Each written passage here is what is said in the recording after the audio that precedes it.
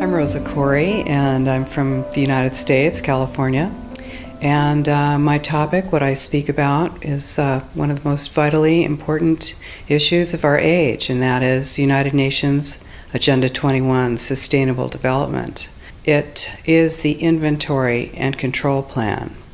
Inventory and control of all land, all water, all minerals, all plants, all animals, all construction, all means of production, all food, all energy, all information, and all human beings in the world.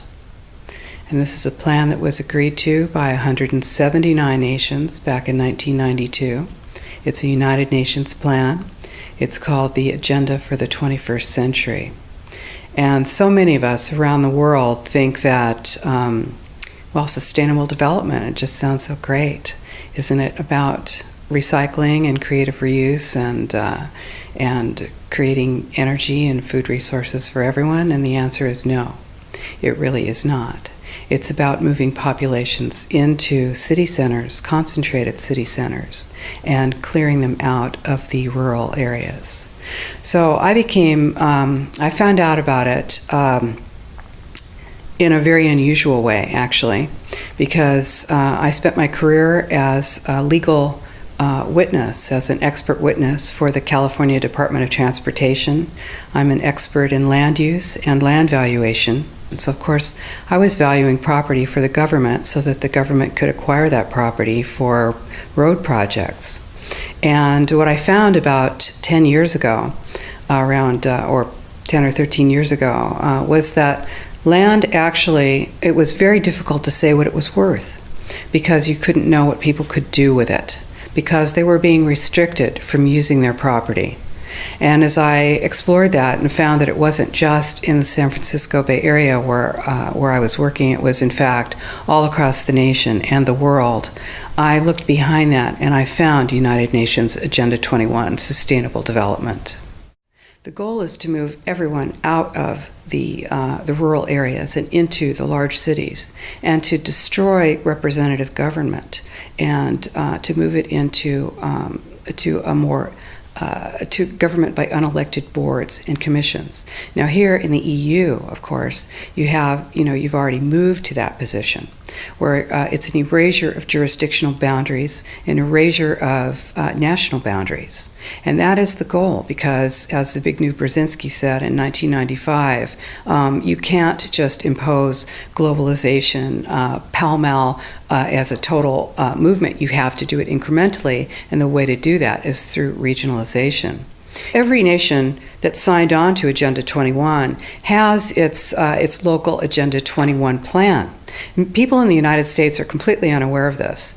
If I go out and talk about this, the United States press attacks me and calls me a conspiracy theorist, which is totally ridiculous. It is a conspiracy, but it's not a theory. It's a fact.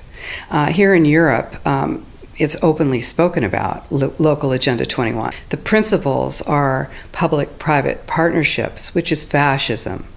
And this is how it's implemented on the ground, is through this joining together between corporations, non-governmental organizations, and governments in order to cut out the actual individual, your voter, and instead to take that to a level where we literally cannot penetrate. And this is the goal. So this is already far progressed in Europe.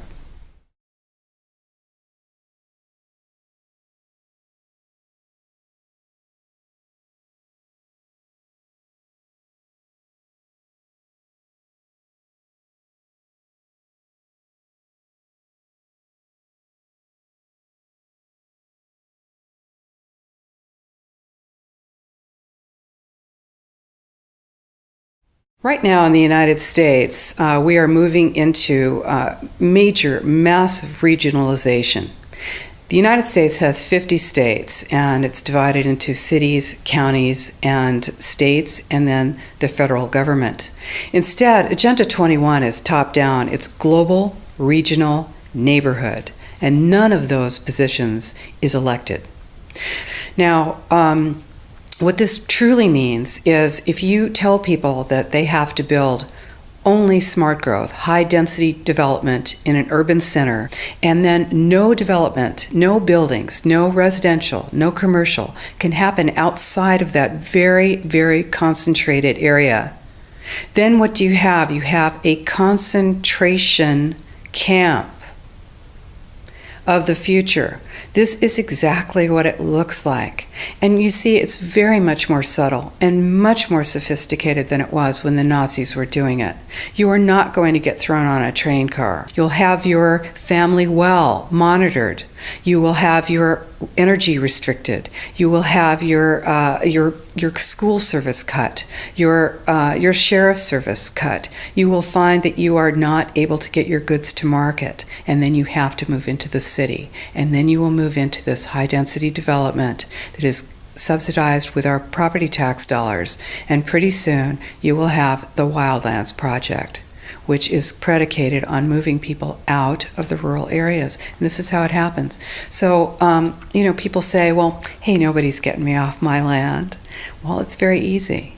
No one's going to come to your door with a gun, but they will move you off your land, and you will be in the cities. And those cities will be full capability of surveillance, monitoring, and control. These buildings, these high-density buildings, are being built with a concept of eyes on the street. You become basically a deputized police adjunct. Your job is to watch the street. Your job is to watch your neighbor. The war on terror is a war on you.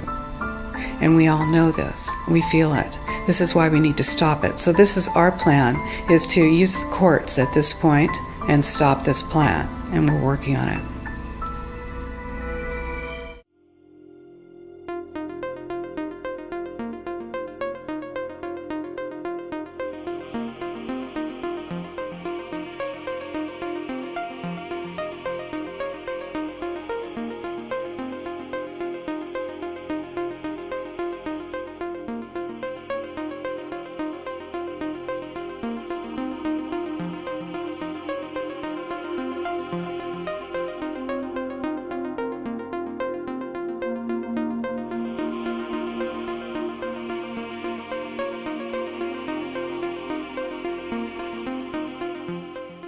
Smart meter is part of a much bigger picture and a much bigger design.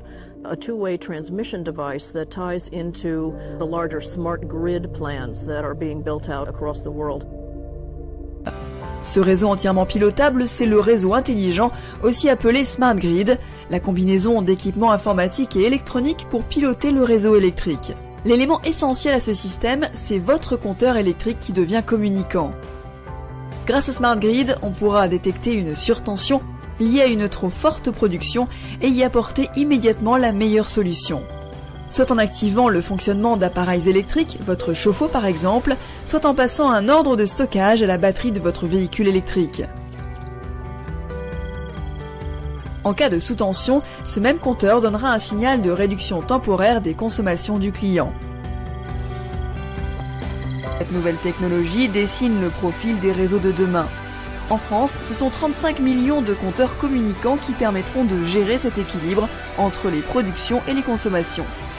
Un réseau piloté au service de tous, capable d'intégrer et d'accompagner nos usages actuels et futurs de l'électricité.